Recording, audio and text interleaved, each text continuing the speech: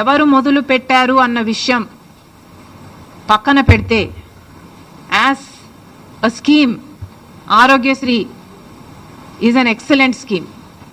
దేశ విదేశాలలో ఎంతో మంది దీన్ని మళ్ళీ ఎమ్యులేట్ చేయడం జరిగింది. కారణం ఇది ఎంతో మంది పేద ప్రజలకు ఆసరా ఇచ్చే పథకం కాబట్టి ఈ ఆరోగ్యశ్రీ పథకాన్ని రక్షించాల్సిన బాధ్యత ప్రతి నాయకునికి ఉంది, ఇర్రెస్పెక్టివ్ ఆఫ్ పార్టీస్. ఎవరో అధికారంలోకి వచ్చినా కూడా. నాకైతే ఆశ్చర్యంగా ఉంది, జగన్మోహన్ రెడ్డి గారు సెప్టెంబర్లో బిల్లులు చెల్లించారు, ఆ తర్వాత ఆరోగ్యశ్రీకి బిల్లులే చెల్లించలేదు అని.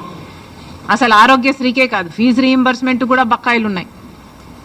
అసలు జగన్మోహన్ రెడ్డి గారు రాజశేఖర్ రెడ్డి గారు తలపెట్టిన జలయజ్ఞంకు కూడా 54 ప్రాజెక్టులు రాజశేఖర్ రెడ్డి గారు తలపెడితే 12 ప్రాజెక్టులు రాజశేఖర్ రెడ్డి గారు పూర్తి చేస్తే 42 ప్రాజెక్టులు మిగిలిపోయిన ప్రాజెక్టులను నేను 6 నెలల్లో పూర్తి చేస్తాను అని చెప్పిన జగన్మోహన్ రెడ్డి గారు, నేనే వారసుని అని చెప్పుకుంటున్న జగన్మోహన్ రెడ్డి గారు, మరి రాజశేఖర్ రెడ్డి గారి జలయజ్ఞం ప్రాజెక్టులు మీరు ఎందుకు పూర్తి చేయలేదు? మీరు సమాధానం చెప్పాల్సిన అవసరం ఉంది. మీరు రాజశేఖర్ రెడ్డి గారికి ఇంత ప్రియమైన ఆరోగ్యశ్రీ పథకానికి కూడా బిల్లులు చెల్లించలేదు. జగన్మోహన్ రెడ్డి గారి విషయం పక్కన పెడితే ఇప్పుడు చంద్రబాబు గారు ముఖ్యమంత్రిగా ఉన్నారు. Irrespective of parties, this is an excellent scheme. Chandrababu గారికి ఆరోగ్యశ్రీని రక్షించాల్సిన బాధ్యత ఎంతైనా ఉంది. ఆరోగ్యశ్రీ మన ప్రజలకు ఎంతో పనికొచ్చే పథకం కాబట్టి చంద్రబాబు గారు వెంటనే జోక్యం చేసుకోవాలి. మళ్ళీ చెప్తున్నాం, ఎన్డీఏకి మన అందరు ఎంపీలు 25 మంది ఎంపీలు పార్టీలకు అతీతంగా మొత్తం అందరూ ఊడిగలు చేస్తున్నారు బీజేపీ పార్టీకి. మరి అలాంటప్పుడు కనీసం ఆరోగ్యశ్రీని కూడా బతికించుకోలేకపోతే మరి ఇంతమంది ఎంపీలు బీజేపీకి ఇచ్చి ఏమి లాభం?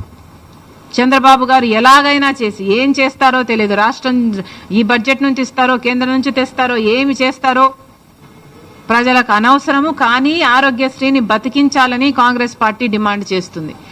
ఇప్పటికీ వీళ్ళకి ఈ అసోసియేషన్కే 2500 కోట్ల రూపాయలు బకాయిలు ఉన్నారంట. ఇది కాకుండా మిగతా ప్రైవేట్ హాస్పిటల్స్ అన్ని కలుపుకుంటే ఇంకొక 500 కోట్లైనా ఉంటుంది అనే అంచనా. ఆ 3000 కోట్లను చంద్రబాబు గారు ఏ పద్ధతిలో తీరుస్తారు, ఎప్పుడు తీరుస్తారు? వీళ్ళను పిలిపించండి, మాట్లాడండి, వీళ్లకు భరోసా కల్పించండి. కనీసం 15-20% ఇప్పుడు వెంటనే రిలీజ్ చేయండి. మిగతాది ఏ ఫేజెస్లో రిలీజ్ చేస్తారో వాళ్ళకు భరోసా కల్పించండి. ఈ ప్లాన్ మొత్తం డ్రాఫ్ట్ అవుట్ చేయండి. ఈ నెలంతా మీరు టైం తీసుకోండి, దీని మీద వర్కౌట్ చేయండి. కానీ ఈ నెల దాటిన తర్వాత కూడా ఇదే పరిస్థితి ఉంటే కాంగ్రెస్ పార్టీ ఎక్కడికక్కడ ఆందోళనలు చేస్తాం, ధర్నాలు చేస్తాం. ఆరోగ్యశ్రీని బతికించుకునే ప్రయత్నం, ఆ కొట్లాట కాంగ్రెస్ పార్టీ తప్పకుండా చేస్తుందని చంద్రబాబు గారిని హెచ్చరిస్తున్నాం. తర్వాత చంద్రబాబు గారి బాబు ష్యూరిటీ భవిష్యత్ గ్యారంటీ, ఇది చంద్రబాబు గారి సూపర్ 6.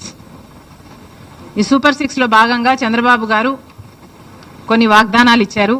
వీటిల్లో స్కూల్కి వెళ్ళే ప్రతి బిడ్డకు 15,000 ఇస్తామని, ప్రతి రైతుకి 20,000 ఇస్తామని, ప్రతి మహిళకు 18,000 ఇస్తామని, ఇలాంటివి ఎన్నో చేశారు. అఫ్ కోర్స్ ఆయన అధికారంలోకి వచ్చి 2 నెలలు మాత్రమే అయింది కాబట్టి ఇవన్నీ అమలు చేయాలి అని మేము కోరుతున్నాము. ఇంకా ప్రాబబ్లీ డిమాండ్ చేసే స్టేజ్కు రాలేదు ఇది. కానీ గత ప్రభుత్వం అమ్మఒడిని జూన్ జూలై ప్రాంతంలో ఇచ్చేవాళ్ళు. వాళ్ళు ఇచ్చిన అమ్మఒడిని వాళ్ళు తల్లికి ఎంతమంది బిడ్డలున్నా 15,000 ఇచ్చేవాళ్ళు.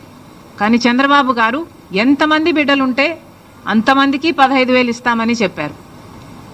మరి ఇప్పటి వరకు చంద్రబాబు గారు ఈ పథకం